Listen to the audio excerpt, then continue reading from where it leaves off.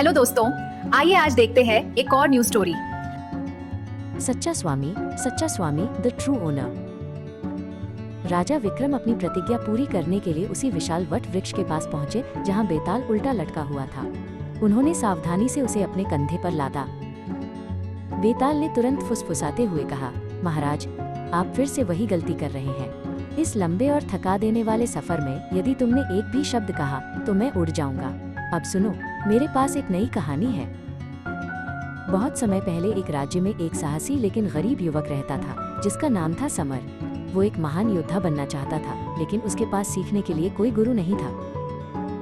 एक दिन समर ने एक बूढ़े ज्ञानी गुरु को देखा जो घने जंगल में ध्यान कर रहे थे। समर ने उनसे प्रार्थना की, हे गुरु, मुझे अपना शिष्य स्वीकार करें।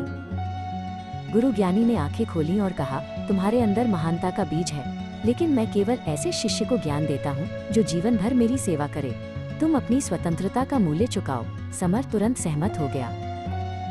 समर ने 10 साल तक गुरु की निस्वार्थ सेवा की। वो उनके लिए लकड़ी लाया, भोजन पकाया और उनकी गुफा को साफ रखा।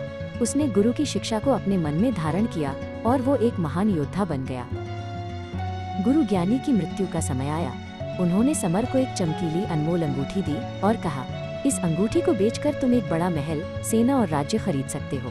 ये तुम्हारी 10 साल की सेवा का फल है।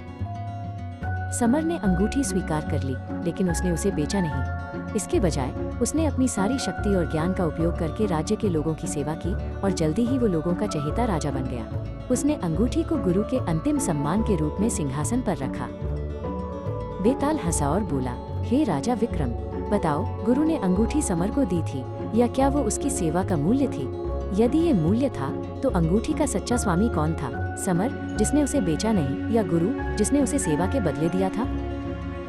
विक्रम ने उत्तर दिया, अंगूठी समर की थी क्योंकि वो सेवा का मूल्य थी, लेकिन उसे सच्चा स्वामी समर की निस्वार्थ सेवा ने बनाया, जिसने उसे बेचा नहीं बल्कि गुरु के सम्मान में रखा। समर ने मूल्य को कर्तव्य से ऊंचा रखा और यही सच्चा स्वामित्व है।